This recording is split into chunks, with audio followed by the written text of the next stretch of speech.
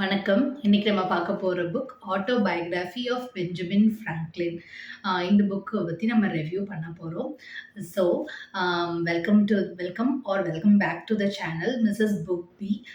Your cozy corner for brilliant book reviews. So, இந்த மாதிரி உங்களுக்கு நெறைய புக்ஸ் ரிவ்யூ பண்ணணும் அப்படின்னா, நீங்க வந்து கமெண்ட் செக்ஷன்ல சொல்லுங்க. உங்களோட ப்ரெஃபரன்ஸஸையுமே நான் புக் ரிவ்யூவா போடுறேன். பெஞ்சமின் ஃப்ராங்க்லின் அப்படின்றவர் வந்து ஒரு மாஸ்டர் பீஸ் ஆஃப் விஸ்டம், விட், செல்ஃப் டிசிப்ளின் இது எல்லாமே சொல்லலாம்.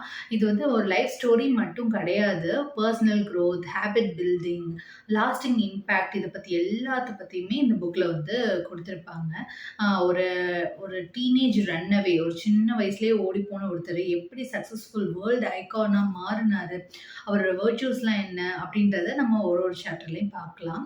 First chapter early life and education பத்தி சொல்லியிருப்பாங்க.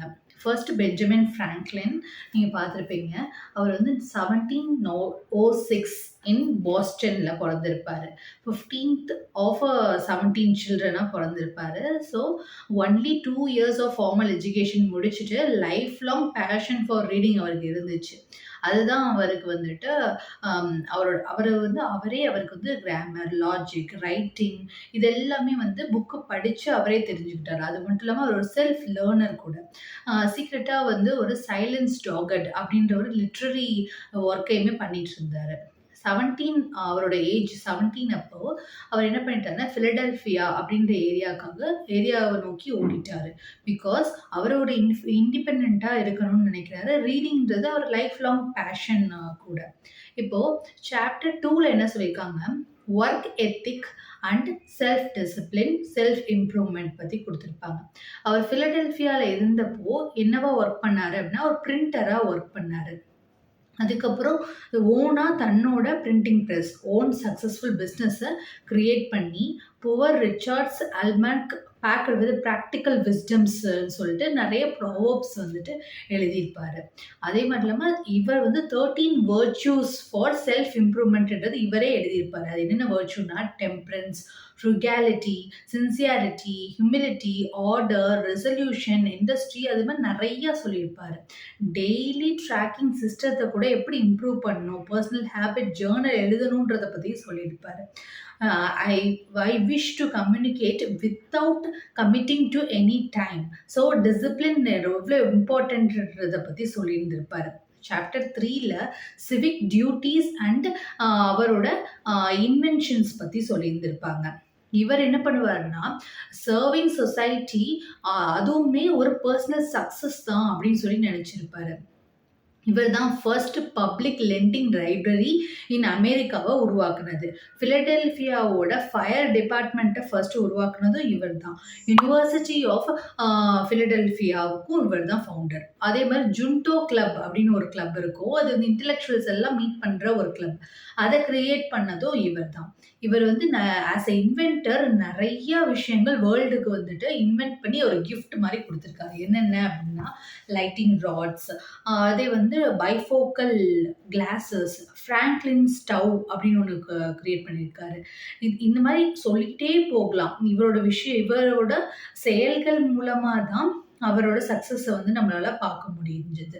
சாப்டர் 4ல டிப்ளமசி அண்ட் லெகசியை பத்தி நம்ம பார்க்க போறோம். ஃப்ராங்க்லின் வந்து ஒரு பவர்ஃபுல் டிப்ளமேட். எப்படின்னா அமெரிக்காவை வந்து பிரிட்டன் அண்ட் பிரான்ஸ் இவங்க கூட வந்து எப்படி வந்து அமெரிக்காவோட இண்டிபெண்டன்ட் கான்ஸ்டியூஷன் மேக்கிங்ல அவர் ஹெல்ப் பண்ணாரோ அதே மாதிரி அவங்க கூட ஒரு நல்ல ரிலேஷன்ஷிப் வச்சுக்கிறதுக்கு ஹெல்ப் பண்ணாரு.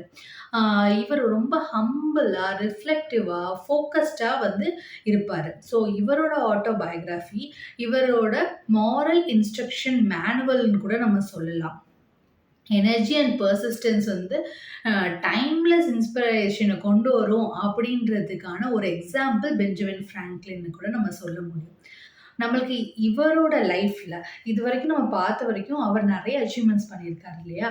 அவரோட லைஃப்லேருந்து நம்ம என்ன லைஃப் லெசன்ஸ் எடுத்துக்கலாம் அப்படின்னு சொல்லி பார்க்கலாம். பிகாஸ் இவரோட லைஃபே ஒரு எக்ஸ்ட்ரார்டினரியான லைஃப் தான்.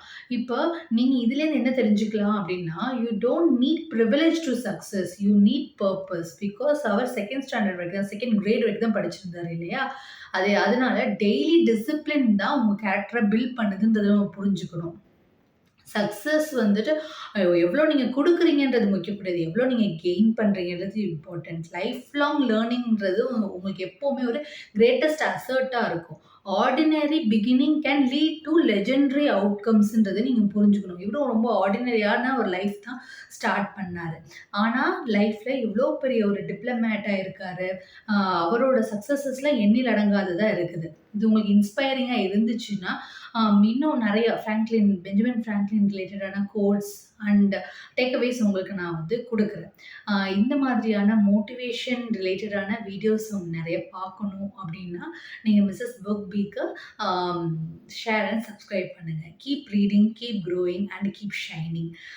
இதே மாதிரியான நெறைய மோட்டிவேஷனல் வீடியோஸ் அடுத்த நம்ம அப்கமிங் வீடியோஸ்ல நம்ம பார்க்க போறோம். Until then share and subscribe. Thank you for வாட்சிங் திஸ் வீடியோ.